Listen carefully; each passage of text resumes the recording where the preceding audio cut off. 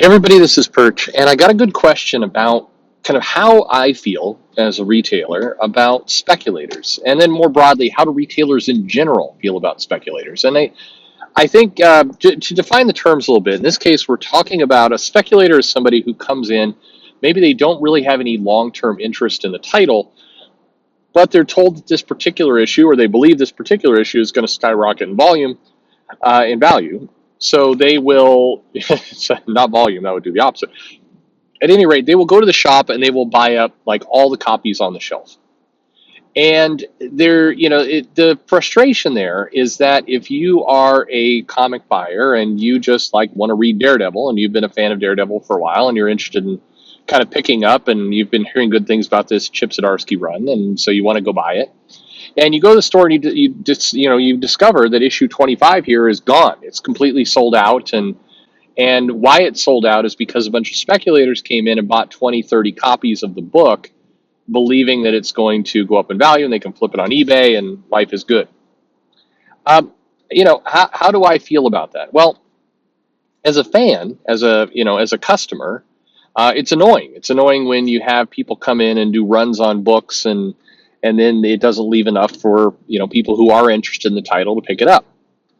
As a retailer, it is more complicated because there's a lot of different elements to this. The first and foremost rule of a retailer should be you sell what comes in the shop. If somebody wants to come and they've got cash in hand and they're willing to spend that cash on a comic, you take their cash, you sell them the comic, and you don't have the financial cushioning to decide who you want to take money from on any given day. You're a retailer. You take the money. You move the product. That's the point. But it is more complicated because you have to think longer term about your business.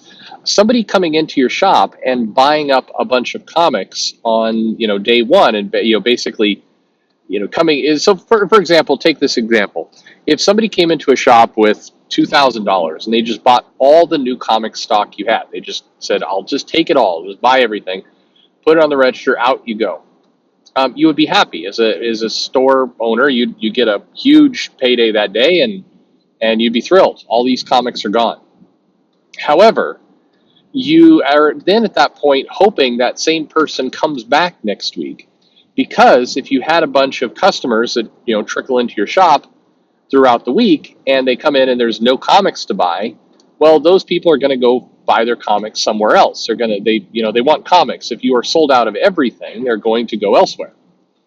And so if next week the guy who came in and just bought everything on the shelf for who knows what reason, if that person doesn't show up, then you're potentially screwed because you've taken short-term cash at the elimination of long-term value.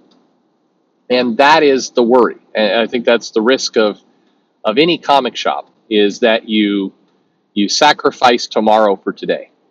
Because comics as a business is built on repeat customers. That's how it is for the publisher. It's how it is for the retailer. It's how it is for everybody. So if you are, if you basically do something that impacts long-term business to get $1 today, you better have a plan for tomorrow, or otherwise you've lost your recurring customers, and you're at the mercy of when a speculator decides to come into your shop.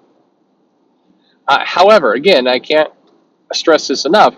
You're not in the position to just pick and choose. If somebody comes in wanting to buy 20 copies of something and you're like, yeah, I don't want your money, then that speculator is also going to go somewhere else. So you're turning away cash in hand, and that's something that is very dangerous for any shop or any business, frankly, to do.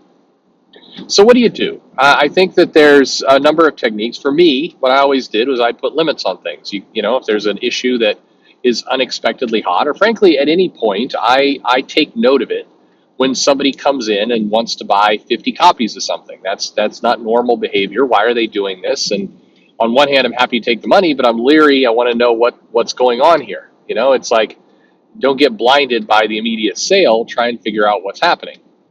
And so that's part number one. So I would put limits on comics. Come in and you could buy 2, you could buy 4, you could buy 5. It depends on how much stock I had. I basically try and do some projections. And the game that you're playing is, how much limits do I want to put on this? So I have stock of this comic throughout the next 2, 3 days, and I don't sell out in the first hour that things are on the shelf, thereby irritating the people who tend to trickle in. In many cases, there's not a hard and a fast rule. I think for any shop owner, you should understand your traffic. How are people coming into your shop? Are they all coming in on Wednesday? What's the percentage of people coming in Thursday and Friday? You should basically, have this kind of rule of thumb in your head that you want the comics to last as best as possible. I mean, the absolute perfect scenario, the golden scenario for comics, is that you order comics, you put them on the shelf, and 6 days later, you're sold out. That would be perfect. You basically last through the whole week. You get a bunch of stock in, you sell a bunch on day one, a little bit less, a little bit less, a little bit less. And on the sixth day, then you sell out. And the next day you get your new comics in and you repeat that process. That's perfect. If you can have that kind of magic, that is ideal. Because then you're servicing all the customers who are coming in throughout the week based on the days they want to show up at the shop. You're not sending anyone away with a sold out experience. You're giving everybody a good solid week to get in here and buy the comics. And that's great. And you could pin that by saying, you want 10% of that line to carry over into the next month for back issue sales or what have you. There's lots of different ways you can do that math, and it comes down to the shop and how much cash they're willing to put at risk and how quickly they want to get paid back for their investment. It's fine, but you have to watch this as a business owner, because it is really easy to irritate a loyal customer by letting your comics sell out rapidly to speculators. I know there's some dodgy behavior. One thing that I think is always it's common in comics, but I think it's cheap. It's definitely low form, and I would say it's frowned upon by many people in comics, or retailers. I mean, is where you have a shop, and this has happened before, where a couple days before new release, there's a news that there's a big event going on that's Batman's penis. You're going to see it in this comic, and one shop will send somebody to go to another shop, like the first hour of opening, and just buy up all the stock.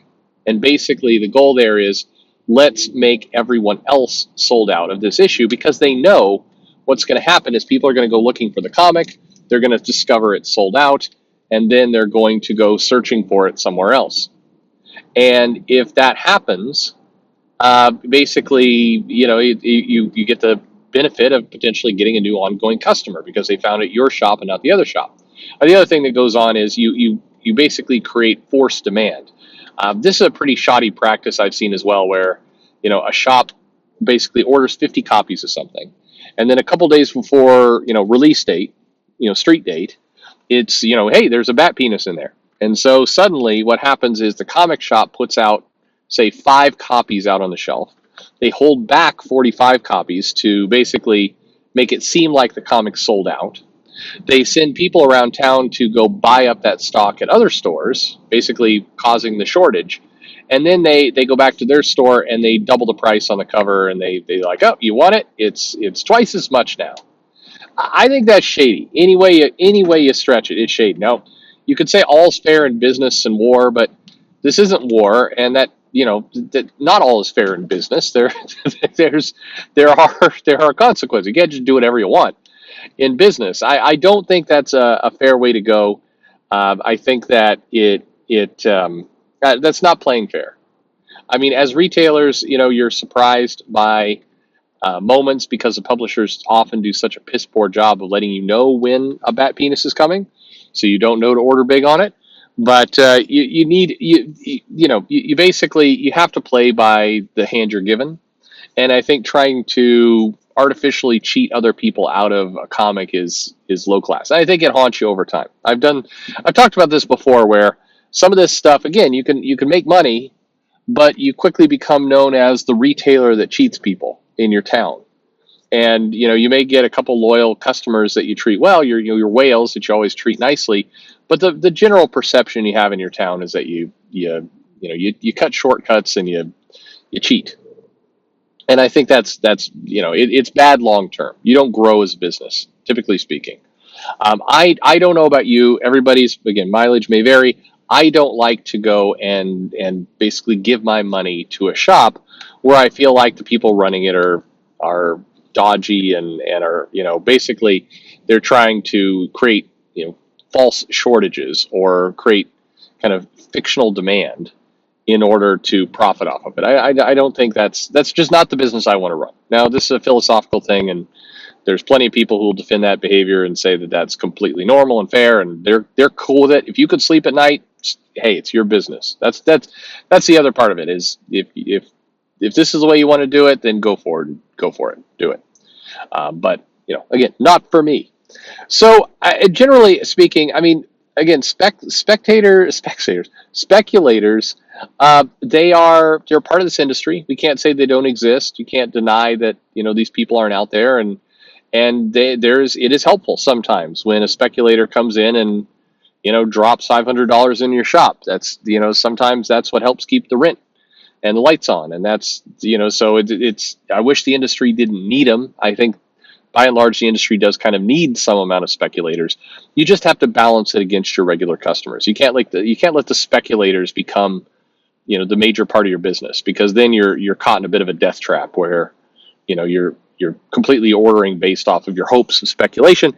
And there's been a lot of shops that have gone down that path and go out of business because those are, have you seen the photos of the shops where, they've got like, you know, for whatever reason, like 2,000 copies of War of the Realms #1, and nobody understands why, and they were, the shop made a gamble that the speculators would go in for it because there was going to be a major death, and for whatever reason they forgot that Marvel kills people all the time and brings back to life, so they were like, I'm going to go in on this, and then it turns out it's a dud, and they've got 2,000 copies there, and then they're posting these photos. There's a comic shop that posts these photos every now and then on social media, on Facebook mostly, and it's like, look at all the copies I'm stuck with. It's like, dude, who told you that ordering 2,000 copies of War of the Realms #1 is a good idea? Like that's on you. I mean, look, I wish that comic sold too, but like I can't feel too much sympathy for you. It's why in the comments every now and then somebody's like,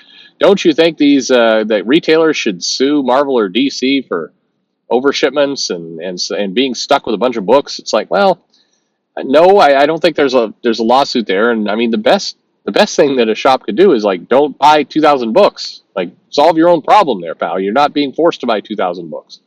Nobody is forcing you. I mean, if you bought that 2,000 books because you really wanted that super ultra rare 1 in 2,000 variant cover, I mean, you knew the stakes. You knew what you knew what you were getting into, and that was dumb. But I mean, that's on you. It's only a dodgy practice. It may be a dodgy practice, but it's a dodgy practice that you're putting your head into that noose. And I think, don't put your head in that noose. Teach Marvel a lesson. Don't order this crap. But anyway, what do you think, speculators? Are you a speculator, or you think I've got it all wrong? Are you a customer who's been screwed over by a comic you really wanted but couldn't get because a speculator bought it all out? Let me know in the comments below. Like and subscribe. Follow me on social media. Send me an email. Most importantly, and as always, thanks for listening.